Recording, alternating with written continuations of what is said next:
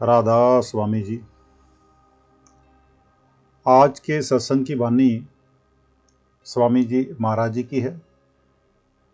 सत्संग के वचन, देख निशान मध्य को दाई, बंबर गुफा की गली समाई। कहते हैं कि अब जो सूरत है, अब सूरत महासुन को पार करके बंबर गुफा की गली में समा गई, यानी पहुंच गई। जहां का धनी, जहां स्वामी सोहम पुरुष है, इसको सूफी हूत कहते हैं। अब सूरत सोहम देश में आ गई। सोहम का अर्थ है जो तू है सो मैं हूं। वह बड़ा ही ऊंचा देश है। बूंद समुद्र को देखकर पुकार उठती है कि मैं भी समुद्र की जात हूं, यानी समुद्र जल हूं और मैं भी जल हूं, मगर मैं एक छोटी सी बूंद हूं और तू अथाह है, समुद्र है। फिर जे उसके साथ मिलने की कोशिश करती है। जब सचखंड में जाती है तब समुद्र में मिलकर समुद्र हो जाती है। फिर कहते हैं, तिस आगे मैदान दिखाना, सतलोक जहां पुरुष पुराना। बमर गुफा से आगे सचखंड जहां सतलोक है। अब सुरत त्रिलोकी को छोड़कर चौथे लोक में आ गई। मुसलमान फकीर इसको मकामे हक कहते हैं कि वहां का कोई इशारा है। फिर आप ही जवाब देते हैं कि वहां बीन की धुन हो रही है। यही नामदेव जी कहते हैं। अखंड मंडल निरंकार, मह अनवद बैन बजाओगे, बैरागी रामे गवाओगे। अब गुरु अर्जन साहब भी कह रहे हैं, रहमत जन्म हर दर्श लीना, बांजत नानक शब्द बीना। फकीर को तो समझाना है, मगर किसके जरिए समझाएं? उसका नमूना जहां कोई है ही नहीं, सिर्फ बीन की धुन का सिर्फ इशारा भर दिया है। सचखंड या सतलोक में पहुंचकर सुरत को इतनी ताकत हासिल हो जाती है कि जिस वक्त चाहे अंदर या बाहर आ जा सकती है। सचखंड लाफानी यानी अविनाशी देश है। इसी को मकामे हक या सतलोक भी कहा गया है। जो सतलोक और दूसरे रूहानी स्थान हैं, वे इस स्थूल शरीर में नहीं हैं, मगर जब भी मिलेंगे तो अंदर ही मिलेंगे। इसके अंदर ही मालिक से मिलने की राह है।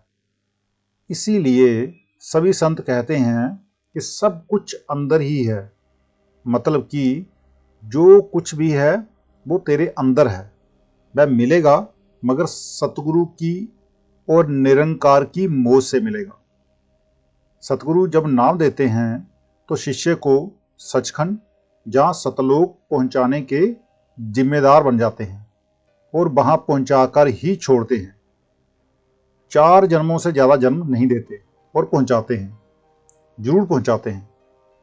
बड़ा कहते हैं, निज पद पाए पुरुष से मिली, देख गली आगे फिर चली। अब सूरत अपने निज पद यानी अपने उत्पन्न होने के स्थान, जहां जो कह दो कि जहां से आई थी वहीं पहुंच गई। वहां के स्वामी से मिली, दर्शन किए और आगे ऊपर को चल पड़ी। जहां के स्वामी को सतपुरुष कहते हैं और इस देश को सूफी हूत कहते हैं। इससे आगे 3 स्थान और भी हैं जिनका वर्णन विस्तार पूर्वक नहीं किया गया। केवल तुलसी साहिब और कबीर साहिब की बानी या कुछ थोड़े से और संतों की बानी में गुप्त रीति से प्रकट करके दर्शाया है। अब रूह लाफानी देश में आ गई। ओम तक प्रलय है, सोहम तक महाप्रलय है। सतलोक को मुसलमान मकामे हक कहते हैं। वह लाफानी यानी कि अविनाशी देश है। उसे ना तो प्रलय ना महाप्रलय कोई नष्ट नहीं कर सकता। जब तक ये इस देश में नहीं पहुंचे, जन्म मरण खत्म नहीं होता। नीचे के देशों के भोग लाखों करोड़ों साल के हैं। जब प्रलय और महाप्रलय आएगी तो ये नीचे के देशों के जीव जन्म मरण के चक्कर में गोते खाते रहेंगे। इसलिए संत महात्मा सतलोक को इष्ट बनाते हैं। सचखंड की धुन करोड़ों खंडों ब्रह्मांडों को लिए खड़ी है। बेशुमार त्रिलोकियां उससे बल और ताकत ले रही हैं। महात्मा उस देश का कोई नमूना नहीं दे सकते, फिर भी जो जो इस रास्ते दुर्दाम गे अपने रूहानी सफर के निशान देते चले गए और उनके द्वारा की गई राह का बयान एक जैसा है। फिर कहते हैं, अलख लोग में किया बसेरा, अगम लोक जाए डाला डेरा। कहते हैं, इससे आगे सुरत ने अलख लोक में विश्राम किया, फिर अगम लोक जाकर अपना डेरा लगाया। गुरु नानक साहब भी फरमाते हैं, तू अकाल पुरख नाही सिर काला, तू पुरख अलेख अगम निराला। कि हे सतलोक के मालिक सतनाम, तू अकाल है, तेरे सिर पर काल नहीं है। तू ही पुरख अलेख यानी अलख पुरुष है, तू ही अगम पुरुष है, तू ही निराला है। सचखंड के ऊपर अलख और अगम गुप्त स्थान या लोक है। इनमें केवल इतना फर्क है कि जैसे घी के बर्तन में ऊपर का घी ज्यादा ताकत देने वाला होता है और नीचे का जरा कम, मगर है तो सारा घी ही। ये सुरत शब्द के देश हैं। केवल प्रकाश, निर्मलता और शब्द का भेद है। ये अलख और अगम के देश महाप्रकाशवान और निर्मल हैं। फिर कहते हैं, शोभा वहां की क्या कह गाऊं, अरब खरब शशि सूर लजाऊं। अब स्वामी जी महाराज कहते हैं कि वहां की शोभा बयान से परे है।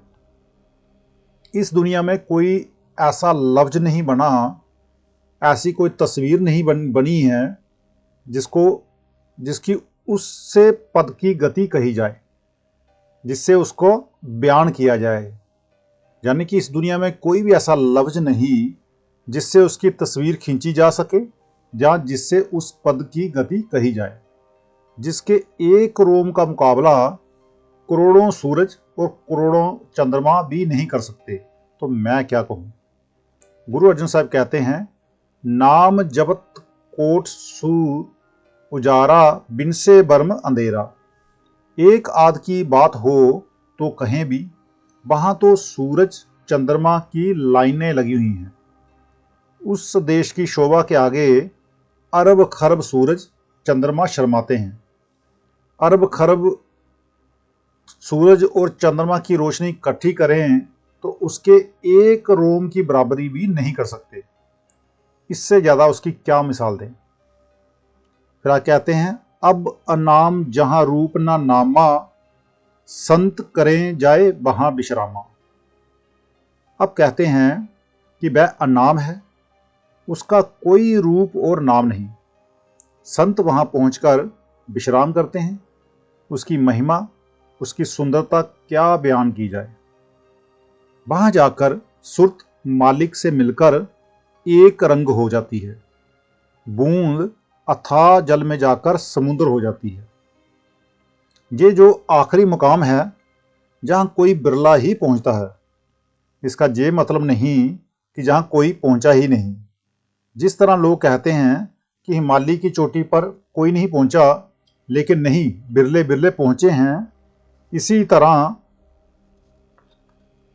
जहां भी पहुंचे हैं मगर कहने की बात नहीं।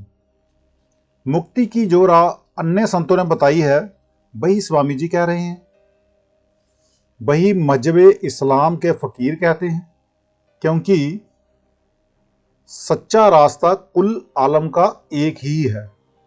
मैं तो ये कहूँगा कि हमें मनुष्य जन्म बड़े भाग्य से मिला है। हमें नाम की कमाई करनी चाहिए। यही ग्रंथ साहिब का कथन है, यही स्वामी जी कह रहे हैं।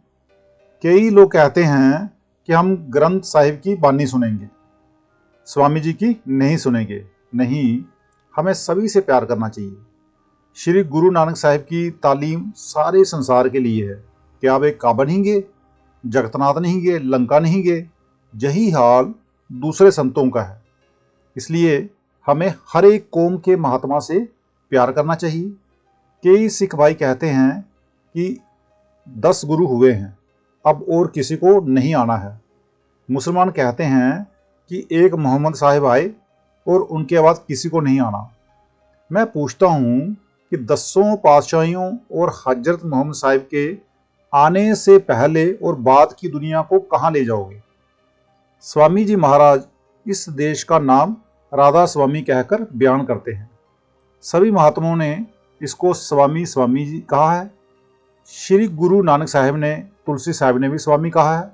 कुछ महात्माओं ने अनामी कहा है। ये सब लफ्ज हैं और वहां पर कोई लफ्ज नहीं है। तो आज का सत्संग इतना ही। मिलते हैं कल के सत्संग में। राधा स्वामी जी।